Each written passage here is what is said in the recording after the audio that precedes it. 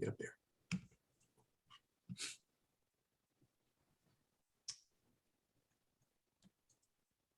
I need to see the spinny.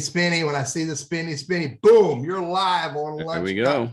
Live on Lunch Conversations with Randy and Teddy. It's June 15th of 2022.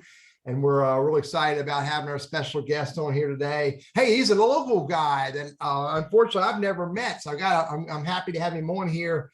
And so it's gonna be a great conversation with Shane and on Lunch Conversations with Randy and Teddy, which is sponsored by the Elder Law Firm out of Greensboro, North Carolina.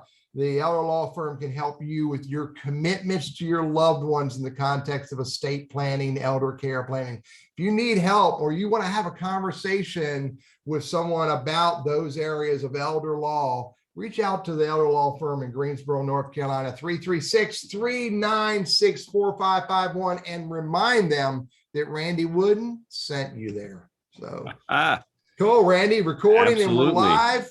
I think we're good, man. I think we've done all the streaming and we're all teed up and ready to go. Randy Wooden with Goodwill Industries of Northwest North Carolina, celebrating my 10th year. Teddy, I just finished wrapping up 10 years with Goodwill. So we're headed into year 11. And like I say, they keep paying me. So I keep showing up. Did you get a 10-year trinket like a new Mickey Mouse watch or a coffee cup? You know what? And no lie, I got a little bonus.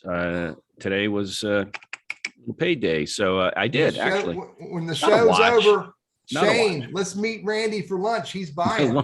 Lunch is on me. I run our professional center. And I help, as you might expect, folks, many of you that might be on the call. In fact, some of you who are on the call are clients of mine.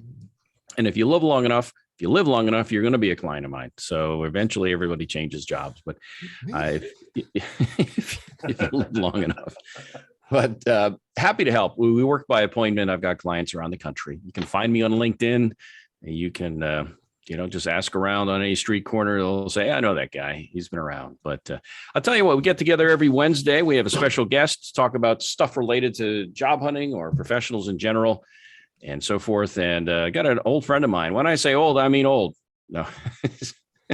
Shane Wilson joins us. Shane, I think I met you in the early 2000s, probably around 03. 04, somewhere in that range, back when you were in the Marine Corps. Shane joins us. We're going to talk about some topics, and I'm going to turn it to Shane to tell a little bit more about his background. But we're going to talk about recruiting today, do's and don'ts if I'm a candidate. What are some things that I need to do to get the attention of and hold the attention of a recruiter? But also Shane himself, he's made a transition from the military to corporate America. And so whether you're or somebody you know is also kind of making that transition, or maybe you're just changing from one industry to another one. Sometimes we get pigeonholed and, we tend to get myopic in how we look at things, but you can make changes. And Shane's going to talk about how he did it and maybe offer some tips and encouragement for you if you're thinking about it. And along the way, we'll take your questions and comments, put them in the chat box. My friend Teddy's going to keep an eye on that and jump in where appropriate with your comments and questions. So enough of all that, Teddy. If I've not forgotten anything, I'm going to throw it to Shane. Anything else we need to? Yeah, go ahead. So this is going to be a good conversation. Yeah. And Shane, thanks a lot for showing up. Even though I think you told me earlier you've known Randy for many, many years, but yet you still showed up today. So I appreciate you. No, thank you. Thank you. It's been a long time, man. It's been over 15, 16 years now. So Shane, tell us a little bit. I know Marine Corps background, but tell us a little bit more about you and also what you're into these days. Absolutely. So thank you both for having me. It's my pleasure to be part of this and help out anybody that takes anything away from today. So thank you for the invite. So a little bit about my background. Spent over 20 years in Marine Corps. Last 10 of it was in recruitment. Started as a recruiter that you see in the high schools and colleges and community colleges, and then transitioned into a trainer and a regional supervisor. And I enjoyed that. That was not my primary profession to start with. I actually come from aviation technician background for the first half of my career, but really enjoyed it. So I went right into the corporate America, into recruitment, went to a very recognized national firm out of Greensboro, who is a niche boutique type firm, and started my career that aspect, and then joined and worked for some specific companies after that. And I really enjoyed the aspect of working for the company, being part of their culture instead of being that third party provider. So that's a little bit about my background. Today, I work for a company by the name of Lessen. It is a unicorn startup based out of Arizona, Scottsdale. Been in operation for almost 2.5 years. I joined them at the beginning of this calendar year, and it's exciting. It's a fast go. They're traditionally a property tech company, but have a massive operations, and that's where my kind of expertise lies, is in the operations world. So I lead up a recruiting team that does all their operations recruitments nationally. So that's kind of my niche area. And then I deal with all the executive level positions for the whole company. Yeah, actually, Shane and I got to meet each other. You were at the time working here in the Winston area, recruiting for the Marine Corps, and recruited my son into the Marines. He graduated from high school in 2006. Yep. So I think he enlisted as between his junior and senior year. So I'm going to guess it was 04, 05 timeframe that we probably first met you. So Yes, sir. back then we both had more hair. At least you did.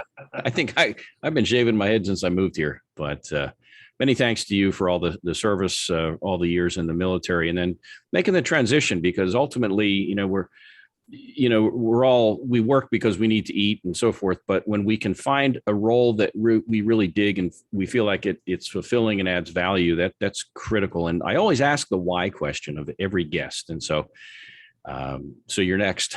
So what's your why? Was there a moment at some point in the military or whatever that said, you know what, this is where I need to be? So no, great question. And why, I want to touch on that. Why is the hardest question for anybody to answer. And it's the most critical question for anybody, especially in the world of what we're talking about today. And we'll get into that later. I'll expand on that. But no, my why, my driving factor was I made impact. I saw the difference I made in recruitment in the military. And a lot of people say, well, military recruitment, corporate recruiting, they're different. No, they're exactly the same. But you have to build a trust. You have to build a relationship. You have to, screen them out, making sure that they hit all the qualifications of that branch of service, just like you do in corporate America. But, the impact you make on somebody, you're changing their whole life, by what you say or don't say, what you leave out or what you go into detail on. It does make that impact. And so that's really what motivated me, because I could have, right here in the triad, we have a lot of aviation. And actually, I was pursued by many of those companies when I was retiring from the Marines. But there's just something in my gut that told me recruitment was the lane I needed to follow. I felt that it wasn't so much of a job. It was something I enjoyed and something I loved. And so that was my why. It was something that I could follow and make impact and change people's lives. Good deal. All right. So we know the why. Now we get into, I guess, some of the not the weeds, but some of the more detail. All right. So you made the transition from military to civilian, and I know you want to talk about transitioning in general. Right. But I think a lot of us either have close friends or relatives who are transitioning from the military at some point. So could we speak to that and some of the challenges specific to the military? And I'll lead the witness here with things like the jargon that's used, the job titles, things that are pertinent to the military. So let's talk that, and then we'll pun intended, transition into moving from one industry to another. See, Teddy, I got this. You're doing well, Randy. You're doing well. So am I up for a raise? I mean, inflation is just killing me. Randy, man. stop pushing it. Stop pushing it. All right. So let's say you got a military guy right here, and then he says, "Okay, I'm going to retire. I'm going to head out." What are they running into? And you've been there and done it. So help us understand their challenges and how you overcame some of those things. Definitely. And so with that, one of the great things for transitioning members of the military is companies are getting smarter. They understand the value of these veterans leaving. Before my departure from Ashley last year, I stood up their first ever military hiring program. Not that they didn't hire veterans, they hired them at a high level, but no one outside the organization knew that.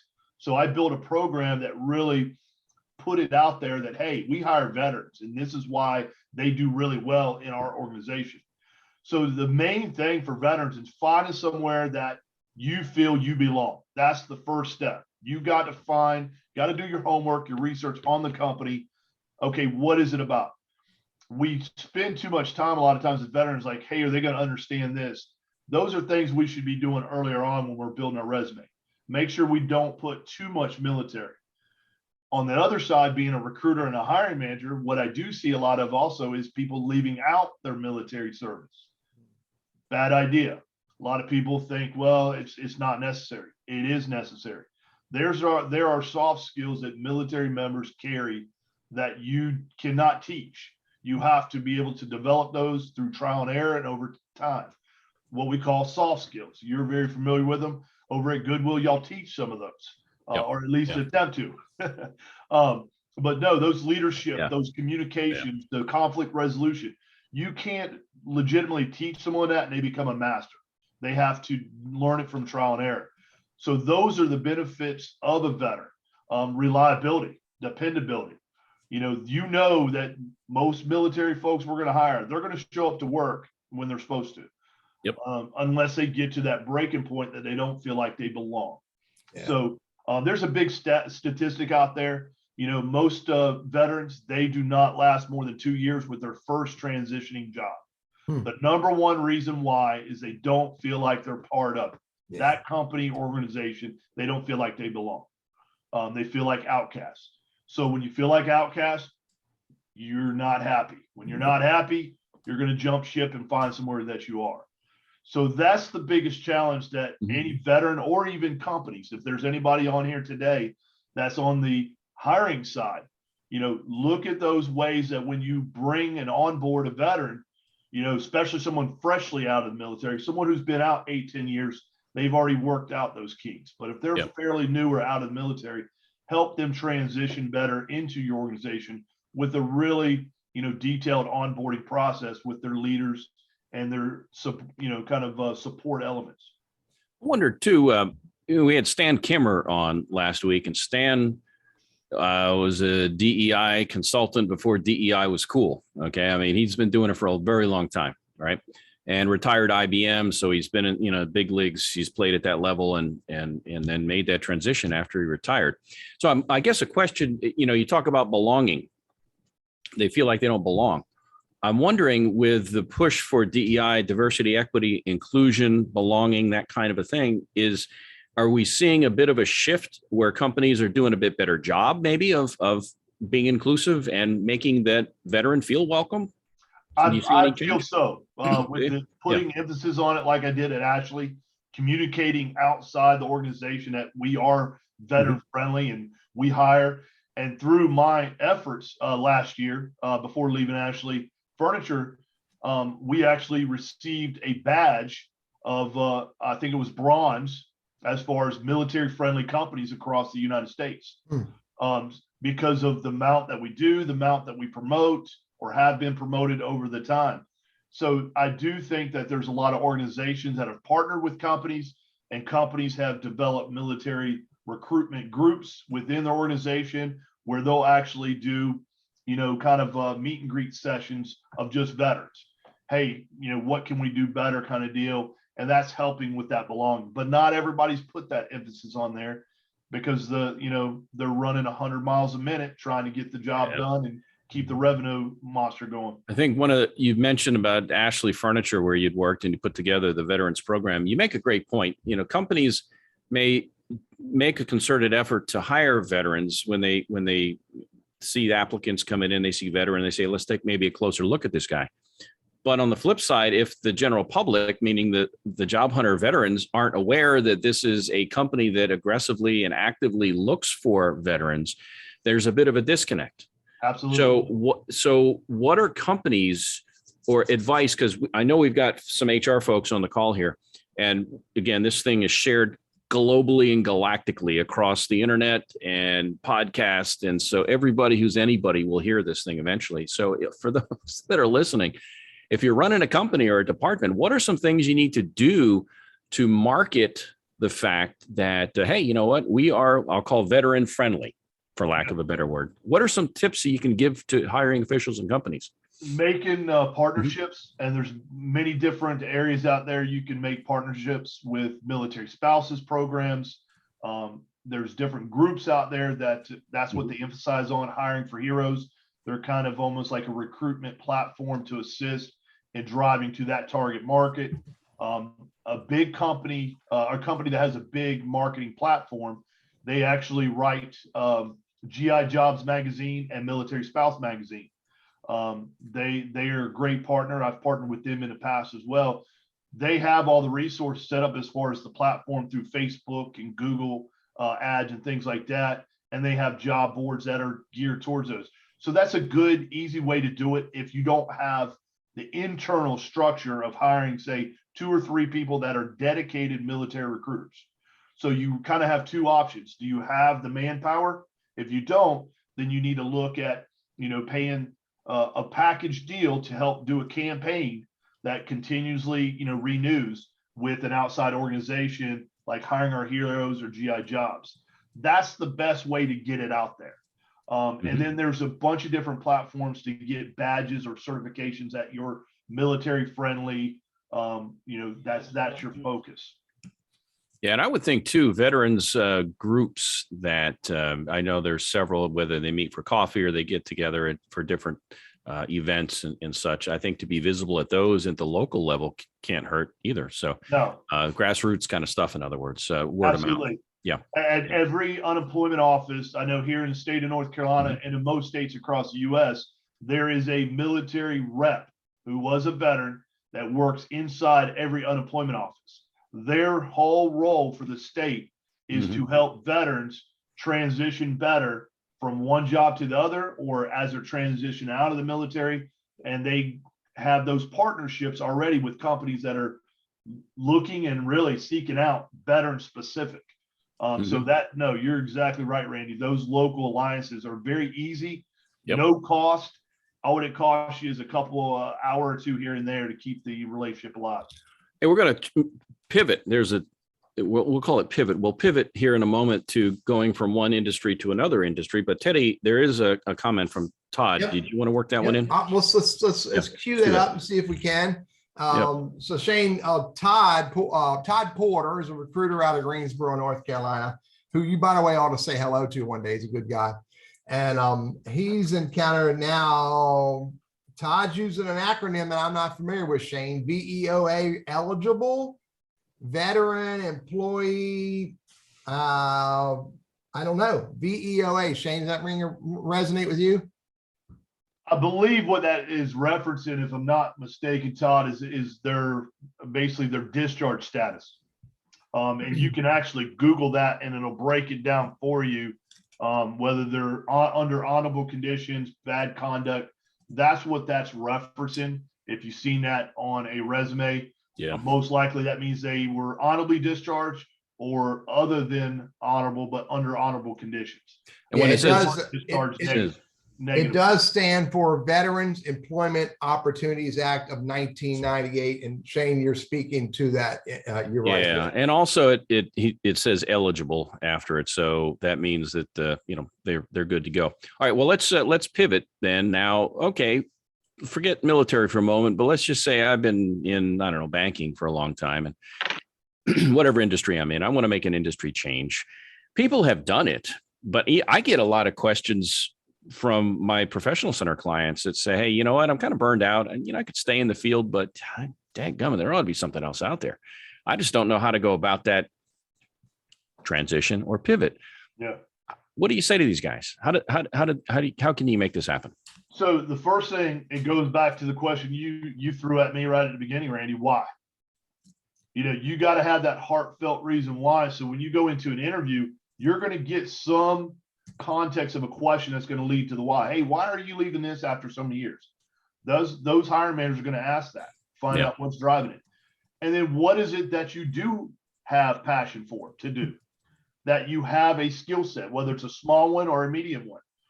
But what I do find with those trying to transition from one discipline to another is they set too high of a bar. So let's say the individual was a director in banking, they're going to jump over into food services and they're looking for a director. you do have to be practical. You're not going to be able to necessarily start all the way back where you were before when you do those transitions. Yeah. So find and really read into the descriptions of these job postings, because companies have been beat up over and over again of not putting in good content that's short, sweet, to the point. So companies are doing a much better job of their postings to give good descriptions. But that what and why is the first step you got to figure out. I'm a firm believer, whatever you're doing as your profession should not feel like a job. If it is, then you need to look in the mirror and do one thing: change it or figure out what you got to fix.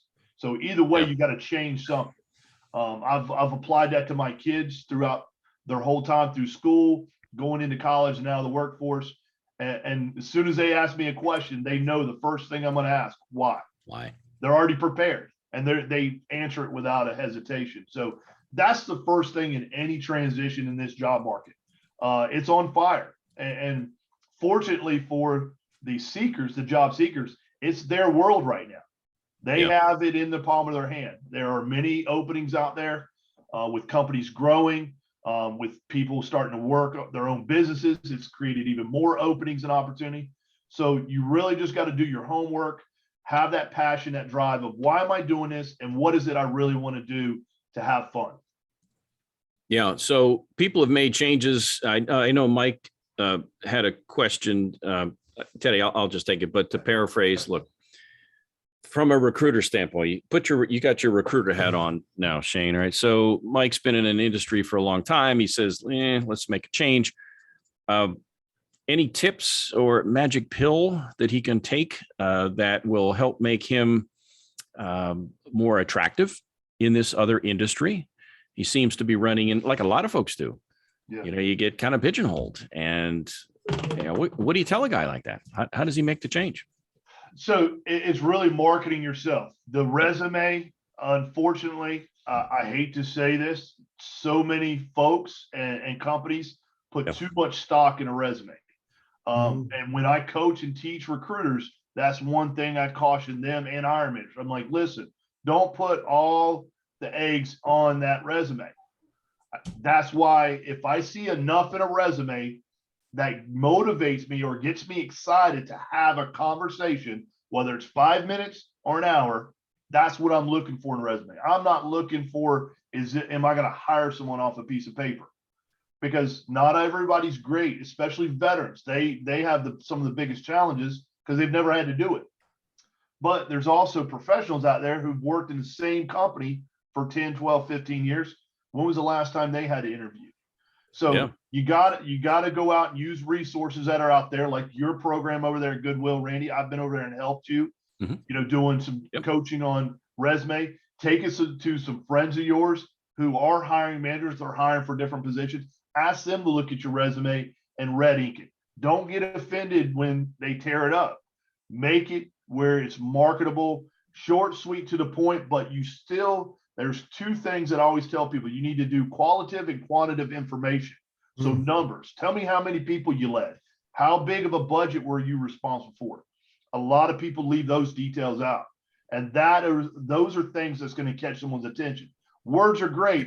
Numbers are impactful. If you can remember that line there, you're already one step ahead of everybody on a resume. Write that down, Teddy. Hey, I'll tell you, and I'll steal thunder from Teddy, but he and I are on the same page with this.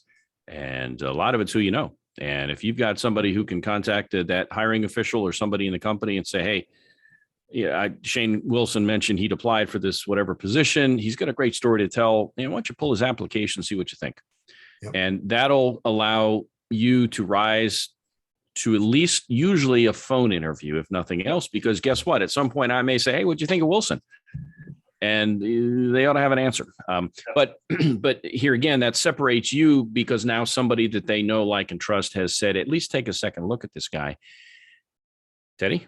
Scott, Shane, say that again, that statement you threw out. Words are great. Numbers are impactful. Yeah. And I'll add to that. The way I like that statement because it's really sweet to the point. I'd say this, tell a story about how you created value. Yep. Tell us simple, and a story can be 3 sentences. Yeah, no, Teddy, you're exactly right. I think the best format for resume, and not everybody out there is going to agree with the other as far as style resume, but to get in and get out of a resume is what a lot of hiring managers and recruiters do. So give it impactful, not a big paragraph. I'm not a huge person who's looking for cover letters. I want an impactful statement at the top of your resume of really kind of a synopsis of who you are. What are your strengths? What are your three, strengths that you have? And that really tells me where I start looking in the rest of the resume. And then give me some quantitative and numbers in there of what impact, like you said, Teddy, impact you've made with that organization. What folks got to realize is when you're hired to a position, that company just invested. They just created investment. So let's say they hired you for $50,000. That was a $50,000 investment.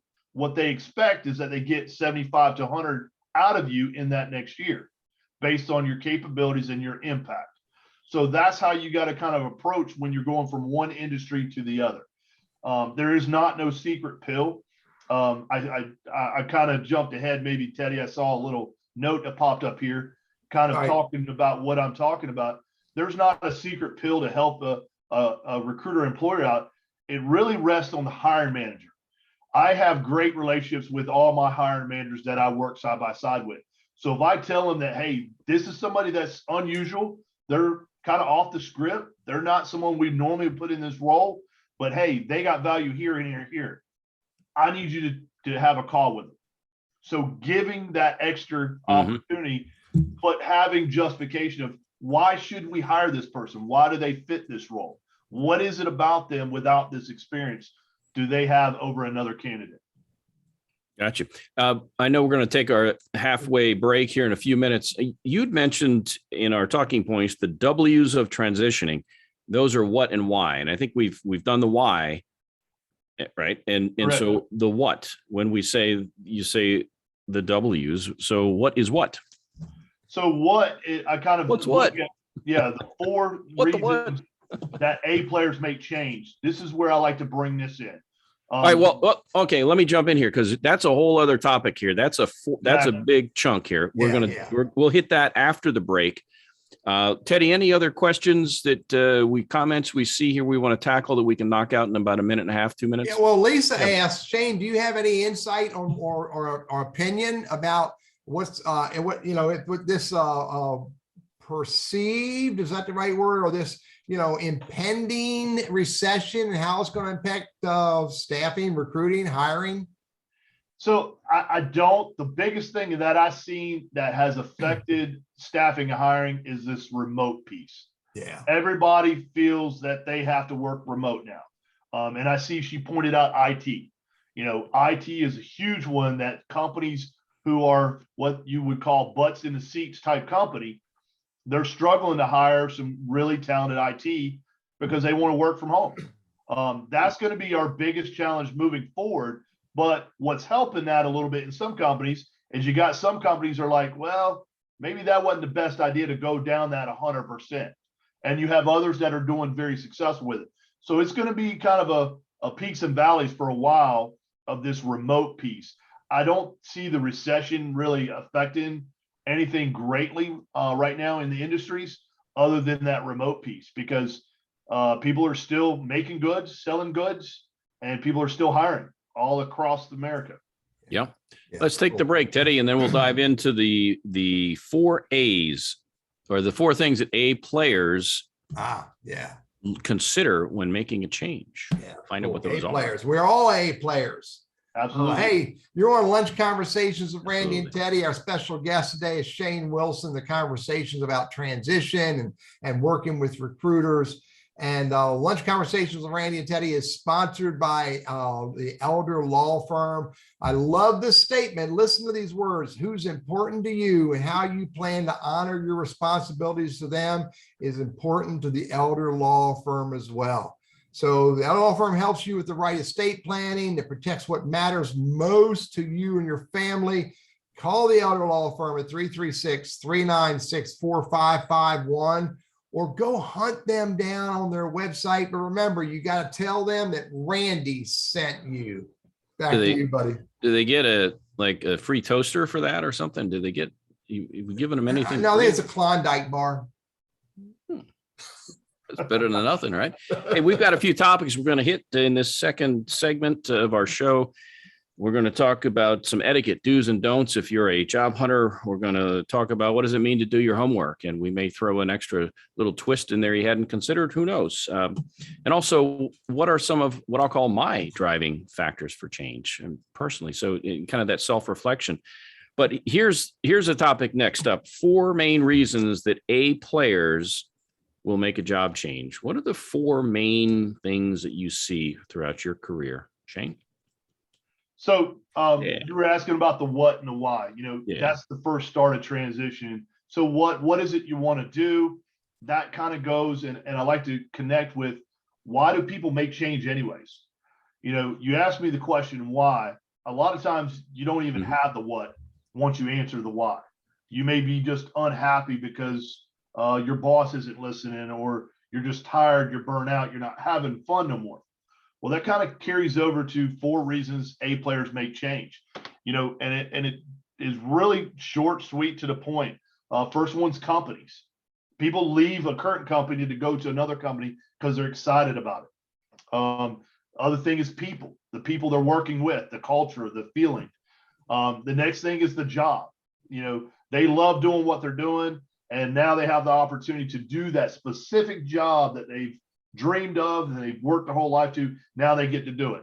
And then opportunity. Opportunity could be career advancement. It could be a specific type of project they're going to work on. But those are the 4 reasons that the top-notch talent in the world, they make a change. Sometimes opportunity is a financial benefit. They're going to get equity in a company. There's a lot of different factors. So you got to figure out, where do you fall in that? What is your driving factor that supports your why? And so when I say, the W's of transition, it's the why and the what. Why? What's driving us? What's making us unhappy, or what's going to make us happy on the other side? And then the what is, what category do we fall in? Whether it's company, which, like I said, it's about that prestige company, like an Apple or a Google, they're a big name. You finally get to land that big company. Then you talk about people, the coworkers, and the culture you're working in. Then job, whether it's a title, specific reporting structure. Let's say, Randy, the job you're leaving, you're an individual contributor, but you indirectly manage people. Well, now you get to directly manage a team of 15. That would be the job aspect, the details on that. Resources, your role, your specific role and responsibility, and then opportunity. And in many cases, what I've learned, over my time in corporate recruiting, a lot of it falls to opportunity. The one that it really doesn't fall too much is job, because most people are doing what they've spent their livelihood of going to try to pursue. But opportunity typically kind of hovers up there. It's the top one. That's the career path, the potential for a promotion. They're going to hire me a director with opportunity of VP in a year. I'm getting a big bonus structure, or hey, I get equity, a great compensation package, free medical benefits, whatever it is. That's the opportunity part. It's kind of tied to more your progression and your financial benefits. So that's where I find a lot of people hovering. Yeah. But in today's kind of landscape, per se, it's kind of a mixture between company and people, because the people make the company. The company is more just like that name, what direction they're going into. Like Lessen. Lessen's a unicorn. Very few companies out there can say they've obtained the word unicorn status. And for those that, like myself, didn't know anything about startups, unicorn status means you've hit $1 billion valuation. So at 22 months, my company hit a $1.1 billion valuation. So we were officially labeled as a unicorn. Some other previous unicorn companies y'all would be familiar with is SoFi, Instacart, Groupon, Square. Those are some other ones, and there's other ones out there as well. So that right there would be a reason that someone would join Lessen, is because what the trajectory that Lessen's on. They're a startup, they're super successful. Nobody's doing what they're doing in the industry of prop tech world. So it's a great opportunity to join on. Me, myself, I joined because of my boss. He left Ashley. I followed him here. Best decision I made, because him and I know each other really well, and we kind of complement each other versus I work for him, kind of relationship. Yeah. And you'd mentioned that. In fact, you and I talked shortly after you took the job, because we keep in contact over the years. And it wasn't a case of I'm burned out, I got to get out of here with Ashley at all. It was a case of you're following your boss because like, and trust him. And I'll go back to the the people side of things. We hear this a lot. I don't quit my job, I quit my boss, right? Because of your direct supervisor, the corporate culture. And I'll go back to my recruiting days. The reasons people, the good reasons, or what I would call the more realistic reasons, are things like quality of life, growth potential, the culture, my boss, that kind of thing, versus, I can make another $5,000 or another $10,000, or in Teddy's case, another 500,000 or whatever. I mean, it's a few $100,000 for a guy like him, but it's the people. And you make a good point. It's the people, and Goodwill is a good example. You have some great people there. Now we have turnover, but yet, what keeps people there, and what is the driver? It's the people, it's the culture, and we feel like what we do matters, and it's a fulfilling job. So I'll get off my soapbox, but can you speak to the whole thing about leaving your boss? So you run into that a lot? Yes, I have. I've ran into it. I've seen it. And Teddy, I think you're muted. I think you were saying something earlier and we didn't hear you. We're good. We're good. But go ahead. Talk about this conversation about leaving a boss. So you're right. People don't leave jobs, Randy. They leave leaders, plain and simple. They don't leave companies. They leave the leader they're under. And that's really what it kind of painted in Ashley. Is the boss I had, he was replaced with somebody else, worked great with him. I don't know that we were on the same sheet, but I worked for somebody who I had a lot of respect for and followed him. It just makes your life where it's no longer a job, it's your way of life. And that's how I felt with Eric. And so I see it quite often. They're like, I just don't know, if I'm aligned with my boss, right? We've worked together for 5 years, but there's something disconnected here. I hear it all the time, and there's really not much you can do but one thing: face it head on. Yep. I had a young lady reach out to me thinking about leaving because she felt like she wasn't doing enough for her boss as their EA.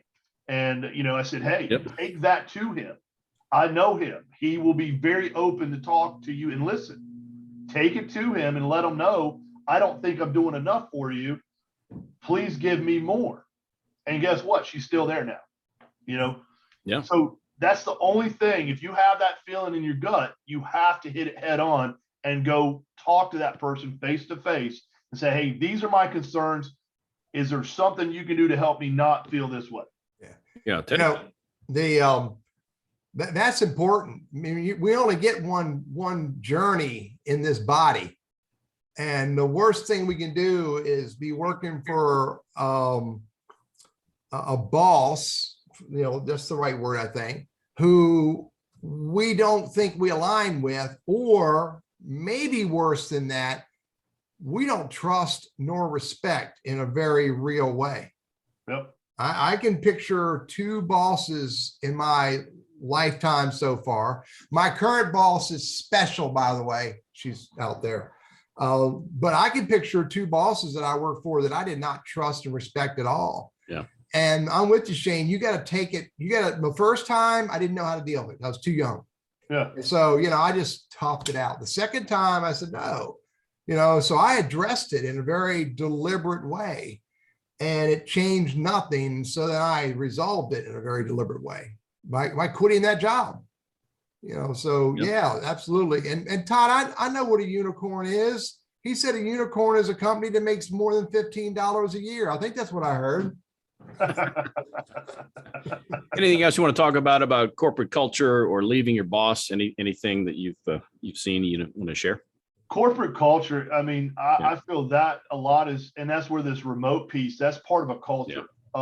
That's becoming the biggest aspect to a lot of people's industries.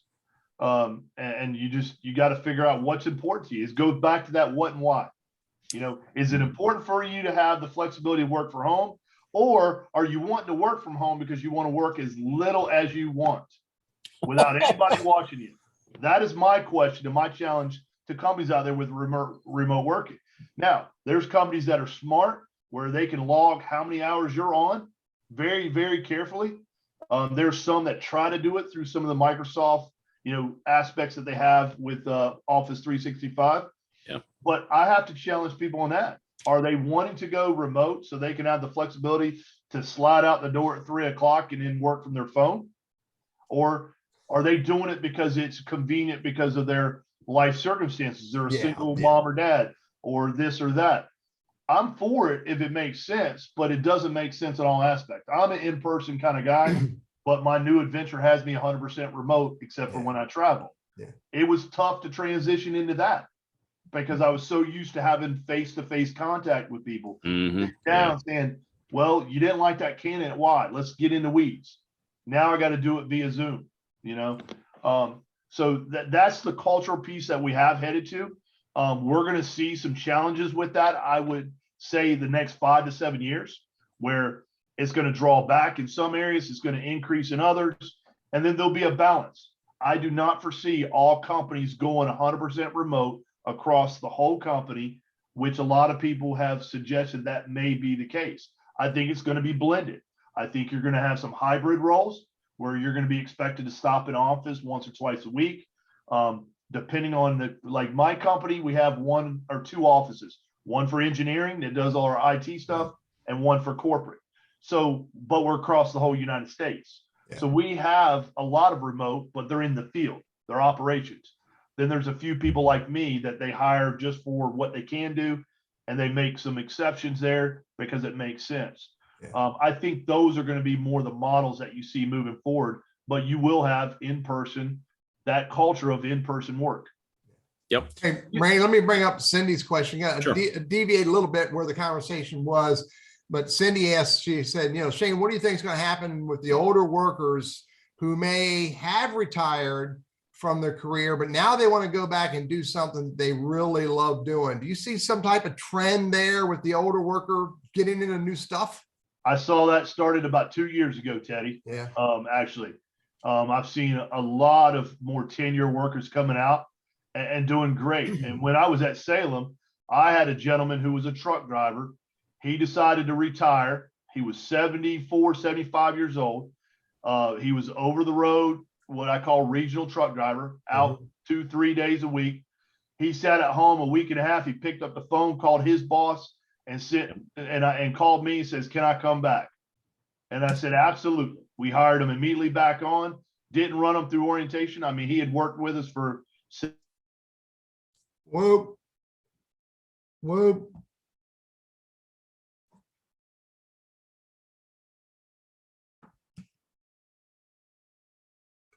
Looks like we may have froze up.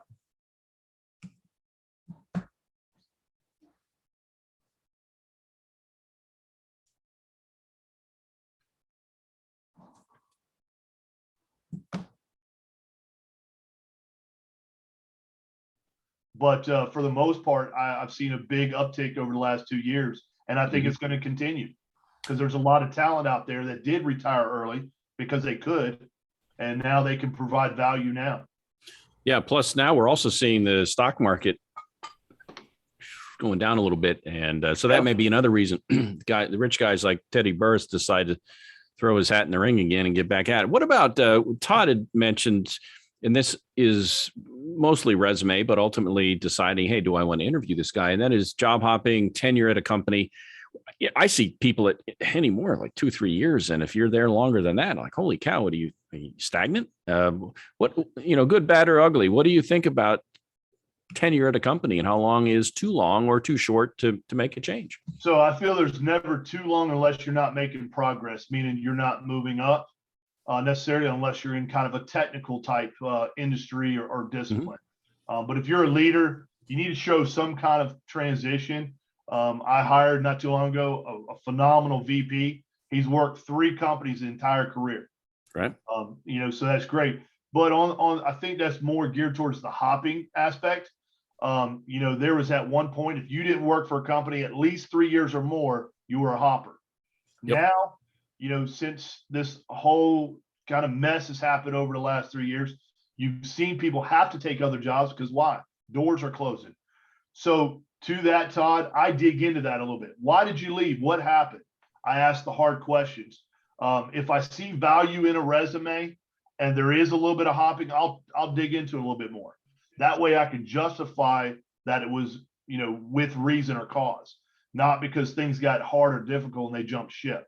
So I try to weed that part out. And if they fall into that category, then yes, I'll move past. But if over the last 6 years, they've only worked 1 year at any job, I typically won't even speak with them. Yeah, I hear you. All right. So we've got a couple other topics we want to hit. We've got till about 6 till 5 till, and then we'll ask you to summarize and give us some takeaways. But we've got a couple topics. You mentioned what should be my driving factors for change. And I know we've talked about a lot of that. Is there anything you wanted to add to that from a personal standpoint? What should my driving factors for change be? It's got to be heartfelt. Yeah. Plain and simple. It's got to be something that's tied to your passion and drive. I'm a big believer on work ethic and attitude, which make up your passion and drive.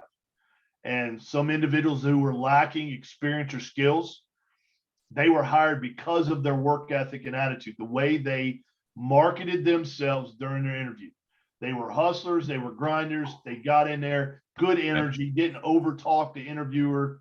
It was just a well-rounded situation. And because they had some key competencies that we could bridge off of, we hired them and gave them a chance. That's happened here since I've been at Lessen with a few project managers. They weren't heavy in the construction area, but they had a good basis and a good work ethic attitude, and they're still with us, doing great. So that's the driving factors. What's my driving factor? What's going to get me up in the morning? What's going to make me hungry to go through the good and the bad of the day and turn around and get back up and be excited to do it again tomorrow morning? Gotcha. That's that driving factor. All right. So I'm a job hunter. So tell me etiquette. What are do's and don'ts from your side of the desk, Mr. Recruiter? Yeah. So biggest one, clear communication. All recruiters know that, hey, you're not going to necessarily respond within 2 seconds of me emailing you, but definitely respond. Even if you've already accepted a job, you've moved on, keep that bridge, keep that door open. Respond to say, hey, thank you for the opportunity, but I've accepted something else. Surprising it is, I get that very little. Really? I get radio silence, ghosted so often. And you got to think, I don't operate in that entry level hourly world. I'm all salary and sometimes very senior salary. And I'll have radio silence. I've had individuals accept offers and ghost me. So communication is the biggest etiquette thing you can have, because yeah, you may have gotten that job. And I've had a couple of these situations that I'm going to give an example of. You accepted a job, you went there, and they didn't really give you the clear story. You got there and you got bamboozled. Well, now you got that ace in the hole that you can pick up the phone and say, hey, is that opportunity still open? It may be, or there may be one very similar to it. Or they're say, hey, we're supposed to have another one here in a couple of weeks. Let me call you back if that opens. Just hang tight where you are if you can. I will call you back regardless. Now, that's got to be good work ethic on the recruiter's part too. But it leaves you that option open. Who's failed when you had multiple options? That's what I would throw out there. So that's the big etiquette part that I would like to share with everybody is communication. Follow up, follow back up, give a courtesy call that you're no longer interested. You've accepted opportunity, what have you. Don't ghost the individuals out there. And on the same, hiring managers and recruiters, communicate. You should send some kind of communication to every candidate that applies. So if your applicant tracking system doesn't do that, do it manually then. Everybody deserves to know that, hey, the position's been filled or you've selected somebody else. Yeah, you make a good point. And I've lived the life of a recruiter, and you're doing it today. And I tell you, you've talked to a ton of them, and they're only 24 hours in a day. and especially those who work on a commission basis. So you don't make placements, you go hungry. So you focus your time, just like real estate folks, on where am I most likely to earn revenue?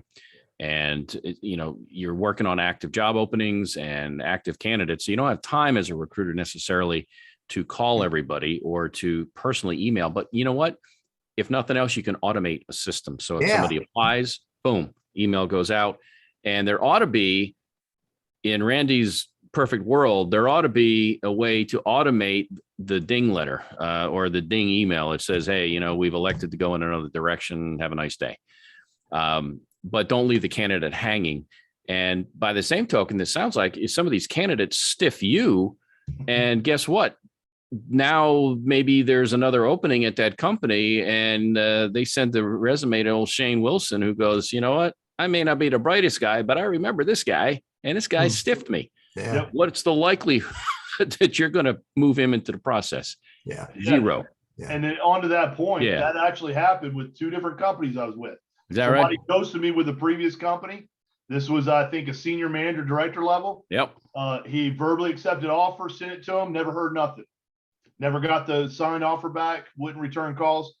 Fast forward a couple of years, went to another company, was sitting there, and the resume came across. Was like, I remember this guy. Yeah. Now there's another side to that story as well. I remember I had a $175 an hour consultant I was trying to place at a really big company in downtown Winston in a previous life. And I had the guy all the way up to the point to doing a background check and a drug test, and he ghosted me. Now, I knew this guy, and he wasn't ghosting me like we're talking about ghosting. He just went totally silent and disappeared. My boss was bad mouthing him all upside down, whatever. I did. And I said, no, something happened. And 3 months later, the guy called me. He said, the day that you offered me that job, my father died. He said, I got on an airplane and I left. And my focus was my family. Now, I never thought ill of the bad. I knew something was wrong. And fast forward 2 or 3 years later, me and that candidate, who now is a business owner, have an absolutely fabulous relationship. But you're right. You got to pay attention to what's going on. And sometimes you get ghosted, and that's not the appropriate thing to do either. So, hey, let me ask this question. Lisa says, is 2 weeks still the norm for giving notice if you're going to quit a job? Yes. So in the professional realm, I have some that, will do less. Yeah. I recommend all of them do 2 weeks, but all my candidates give notice. Now, what I do find, and I found this becoming more often, probably in the last 2-3 years, is even though they put in a 2-3 week notice, some companies terminate them immediately. Yeah. Yeah. So what I do as a hiring manager and recruiter, I'm like, listen, if that happens, don't stress. I can move you in earlier. All you got to do is pick up the phone, text me, or call me. Yeah. Don't stress that your hard date, that's the only date. I can move it up. Yeah. And that way I'm taking care of the candidate and really making sure that we're bringing them on where they're not stressing about money because now they got a 3-week gap because their previous employer cut them. Tell you another thing too is one of the most dangerous times as a recruiter is when a guy has accepted an offer and says, yeah, I'll start in 2 or 3 weeks, because now he's got an offer in hand and he can shop that around. And so I think it's important for you and for your company to stay engaged with this guy. Because they're playing with house money at this point, and they can go shop that offer wherever. And in this market, they might be able to beat your offer. So are there thoughts and tips that you can give real quick to, and again, just in like a minute, to help an employer stay tethered to that candidate who has accepted the job? So the biggest thing is don't lose your eye on the ball as an employer. When you're interviewing, if your gut gives you a feeling, it's 99% of the time it's there. I can sense when I may have a challenge with someone when they accept offer. Right. They'll ask certain questions that are not norm, or they'll keep asking a bunch of questions about this, that, and other, or they may be delayed in responding to you compared to other candidates. Notate all those little nuances. Notate all of them. I do. And then when it gets closer, I always have a challenge. Now, does it mean that they go shop around? Yeah, they probably shopped it around. But at the end of the day, it's all about the prior conversation you had. I pre-close every candidate through every conversation I have with them. Hey, it looks like an offer may come. If it does, Are you ready to accept for X? Yep. So I'm with I'm you. doing that through the whole process. So that's the way that you can prevent it. All right. We got a couple of minutes for you to give us a rundown on a few takeaways you'd like us to have. What are some things we need to pay attention to going forward? So the big thing is communication, drive, passion. You know, no matter if you're the employer or if you're the guy out there transition or girl transition, whatever you're going to do, you got to have passion and drive for what you're going to do, the what and the why. That's the biggest piece. And someone asked about the words and the numbers earlier, and I didn't get to touch on that. Words are great on a resume. Numbers are impactful. So to answer that question, someone wanted me to say that phrase again. Words are great. Numbers are impactful. Yeah. And that goes back to creating that drive and passion. You got to tell a story. Teddy said it best earlier. You got to tell a story in your resume, and it doesn't have to be paragraph. Bullets are better. Short, sweet, to the point. You know, that's the biggest takeaway I would say today. And utilize all resources out there, like yourself, Randy, me, LinkedIn. There's so many contacts on LinkedIn that would be willing to help someone get a foot in the door somewhere if you have contacts together. Thank you. Appreciate it. Yeah. Shane Wilson joined us, a senior recruiter with Lessen, and a lesson, pun intended, that I learned today is in Shane following his boss and the value of that trust and working relationship. And I think too often we leave a company based on the boss, and we hopefully do our homework and trust our gut, what I call a thorn in the paw or the pebble in the shoe that says, you know what, the reason I left is because of X. I'm going to have my antenna up and hopefully not, frying pan into the fire kind of a thing. But what a nice situation to have that known entity, meaning your former boss, and being able to follow that boss to a new company. You were already doing the work that you loved. Yep. So the content of the work was fine. I mean, yeah, the lingo changes one industry to another, but it's the job is fine, but the relationship was key. And yeah, I can just see it in you and tell it from the tone of your voice. I mean, you're in a good spot. Oh, absolutely. In a good spot, and you've got the trust factor with your boss. And I'm not sure that you can put a price tag on that. No. I had a guy, I shouldn't say I had a guy, but I had a guy the other day, and we were talking about making a transition and the stress level in the old job versus the new job. And he said this thing, the lack of stress and the joy that I have now in my job, I'm not even making the money that I had thought I would make, 5-10 years ago, but my quality of life is great and I'm enjoying it. So thank you again, Shane. Teddy, you got a quick story and then we'll mention our guest for next week and then we're going to get some lunch. And it's on you too. So, and Shane and I are just right around the corner. Look, this is, you need to understand where you're going and you need to work with people to help you get there. You don't need to do it on your own. And as Shane said earlier, don't rely 100%. Don't even rely 50% on your resume. Rely on conversations. I have that phrase behind me to remind me every day that success happens through conversations. So talk with people who play in the sandbox you want to play in. Talk with recruiters who are doing the work with those people. Get into open conversations and you're going to be far more successful. And again, do not go on this journey alone. So Shane, Absolutely. Thanks for joining us, buddy. Seek Hey, out Randy, advice. Yeah. You want to introduce our special guest for next week? I will. And speaking of advice, a lot of times I tell people, look, I'm no attorney or tax guy. So if you have legal questions, you better seek out counsel. Well, guess what? We got a heavy hitter from Womble Bond Dickinson coming in. John Pichelle, he's an employment attorney with him. He's actually a partner with the firm. Going to talk employment law. There's a lot of stuff going on with COVID, with DEI, and with a whole host of other issues going on. Remote work and just a number of things. So he'll take your comments, questions. We'll learn all about employment law next week on the 22nd at 11:55 a.m. Hope you can join us for another lunch with Randy and Teddy. Teddy, are we done today? We are. All right, I gotta go fix All right. that snafu where the internet broke. But Shane, thanks for joining us, man. Thank To you. pay your everybody, bill, for man. showing To up. pay your bill. I know, man. We'll talk to you all All another right, day. Shane, take care, Thank you, buddy. Good to everybody. see you again. Yeah, man. Absolutely. All right.